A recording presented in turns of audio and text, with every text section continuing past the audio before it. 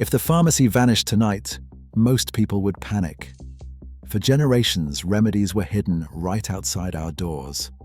12 medicinal plants carried histories of treating wounds on warfields, calming coughs, and soothing aches. Today, those traditions are nearly forgotten in modern life. In this video, you will learn how to spot and use each plant, including a flower trusted in World War I and a backyard weed people call nature's bandage. Stay with me, because one of these plants links directly to the birth of aspirin, and another produces a tingling shock in seconds. So what knowledge have we lost, and what can we still reclaim? Calendula officinalis, known as pot marigold, has long brightened gardens with its orange and yellow flowers. Its sticky petals, rich in flavonoids and triterpenoids, have made it a staple for soothing irritated skin. The process is straightforward. Fill a clean jar with fresh calendula blooms, cover with oil, and let it infuse on a sunny windowsill for a few weeks. The resulting golden oil forms the base for homemade salves and gentle skincare. Calendula thrives as an annual from USDA zone 2 to 11, favoring full sun and well-drained soil, with about 30 centimeters between plants. Regular harvesting encourages more blooms, making it both practical and productive. Its reputation as a wound herb grew during wartime when field hospitals turned to calendula dressings, though stories differ on which conflict first popularized the practice.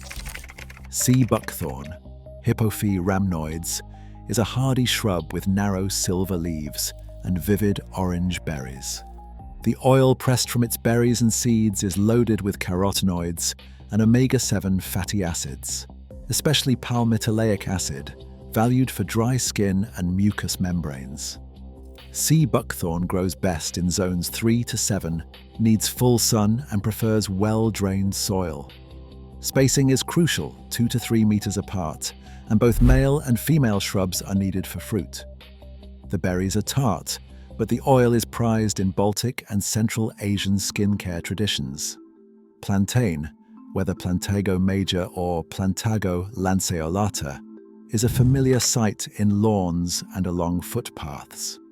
Its broad or narrow leaves, marked by strong parallel veins, offer quick relief for stings and scrapes.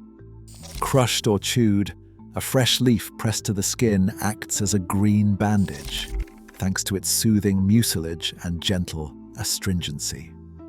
Plantain grows from zone 3 to 10, in sun or shade, with just 20 centimeters between plants. Harvest young leaves before flowering for best results. Known by many names, waybread, growblad, and white man's footprint, plantain is a reminder that practical remedies often grow right underfoot. Yarrow, Achillea millefolium, has feathery leaves and flat-topped clusters of tiny white or pink flowers. In Greek legend, Achilles carried Yarrow into battle and used it to staunch bleeding wounds. That story is so persistent, the plant still bears his name. Traditional field use called for fresh yarrow leaves pressed directly to scrapes or minor cuts. The sharp, almost medicinal scent comes from volatile oils such as chamazulene, while flavonoids add to its reputation for astringency. Yarrow grows in zones 3 to 9, flourishes in full sun, and thrives in well-drained soil with 30 to 45 centimeters between plants. Harvest the flowering tops in summer, just as the clusters begin to open. Mullein verbascum thapsus stands out with its tall candle-like flower spike and a rosette of thick velvet-textured leaves. The leaves feel soft as felt, an easy test for anyone curious. For centuries, mullein tea has been a staple for throat and chest discomfort, especially during cough season. The comfort comes from mucilage, which coats tissues, and saponins, which help clear congestion. Mullein is a biennial in zones 3 to 9, preferring full sun and dry to average soil. The best leaves are harvested in the first year before the plant sends up its flowering spike. Always strain mullein tea to remove tiny hairs that can irritate the throat. Comfrey Symphytum officinale demands careful consideration. Its large, rough leaves and bell-shaped purple flowers fill out clumps up to 1 meter wide. For generations, comfrey leaf oil and poultices were applied to sore joints and bruises, drawing on the plant's allantoin content. But comfrey also contains pyrrolizidine alkaloids, which can damage the liver if taken internally. In 2001, the Food and Drug Administration banned comfrey products for oral use in the United States, citing those risks. Most herbalists now recommend comfrey only for short-term external use and only on unbroken skin. Choose leaf over root when possible, as roots contain higher levels of these alkaloids. Comfrey grows vigorously in zones 3 to 9, favoring moist, rich soil and sun to part shade, with 60 to 90 centimeters between plants. Harvest leaves before the plant fully blooms. In any home apothecary, safety and tradition must go hand in hand. Acmella oleracea, better known as the toothache plant, is a lesson in chemistry you can taste. Bite into a fresh yellow flower, and the effect is unmistakable. A tingling, numbing rush sweeps across the tongue and gums. Spilanthol, the compound behind this sensation, was first isolated in the 1970s, but its reputation stretches back centuries. Herbalists in Brazil and Southeast Asia have long turned to these flowers for oral relief. In the United States, the plant thrives as a perennial in zones 9 to 11, but gardeners in cooler climates treat it as an annual, spacing each plant about 30 centimeters apart in sunny, damp soil. The flavor is sharp, almost electric, and a single flower is enough to make an impression. Regional names differ, but the experience is universal, a mouthful of sparks. Barberry, Berberis vulgaris, shifts the story from tingle to bitter. Its thorny branches, yellow spring flowers, and vivid red berries are familiar across continents. The real secret lies in the yellow bark and roots, where berberine gives a bitter edge, prized in digestive teas for generations. Barberry is hardy in zones 4 to 8, needs full sun, and grows best with at least 1 meter of space. The berries are tart and bright and safe when cooked, but root and bark should be used sparingly and harvested with care. Never strip the plant bare. Oregon grape, Mahonia aquifolium, shares this golden chemistry. Its evergreen, holly-like leaves and blue blackberries make it a woodland favorite from zones 5 to 8. The yellow root is valued for topical use, especially for irritated skin. Indigenous communities in the Pacific Northwest have stewarded Oregon grape for generations, shaping ethical harvest. Only mature plants, never more than 10% of outer roots, always leaving the core intact. Stewardship is the quiet rule. Grow what you need, harvest gently, and honor the plant's origins.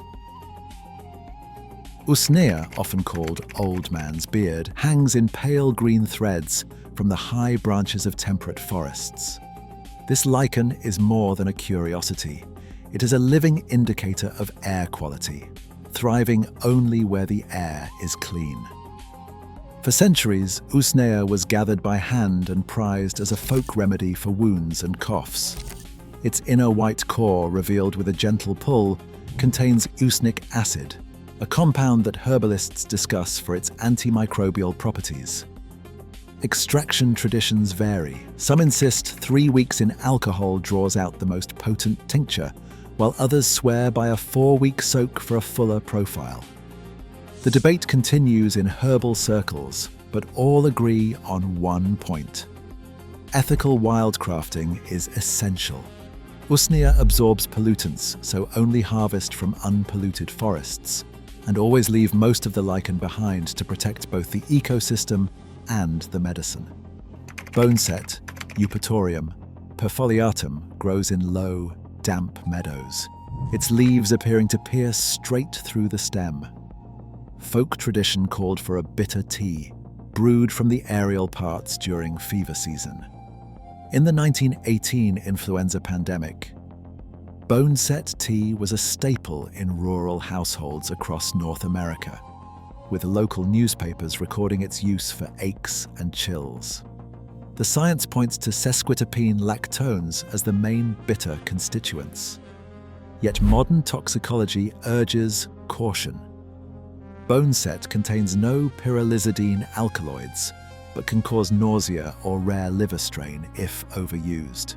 Herbal guidelines recommend only short-term, low-dose use and always seeking medical care for persistent fevers or serious symptoms. The story of Boneset is a reminder that folk remedies are not a substitute for professional help, but a piece of generational wisdom. Meadowsweet, Filipendula ulmaria lines the banks of streams and damp fields with creamy clusters of fragrant flowers. In the apothecaries of medieval Europe, meadowsweet was brewed into tea for headaches and digestive discomfort. The secret is in its salicylates, natural compounds related to those found in willow bark. In 1897, Felix Hoffmann at Bayer synthesized acetyl salicylic acid, inspired by the chemistry of meadowsweet and willow. That became the modern drug aspirin, forever linking a humble wildflower to one of the world's most important medicines. Meadowsweet grows best in zones 3 to 8, preferring moist soil and partial sun. Harvest the flowers in early summer, but avoid meadowsweet if you are allergic to aspirin or take blood thinners. From lichen-draped forests to the shelves of the pharmacy, these plants connect backyard tradition to global medicine, showing that the roots of modern healing often run deeper than we realize. In a world where pharmaceutical supply chains can falter overnight, knowledge of living remedies is not nostalgia, it is resilience. Over 80% of the world's population still relies on plant-based medicines today. Stewardship starts in your own backyard. Which plant deserves a deep dive next? Share your region and thoughts below.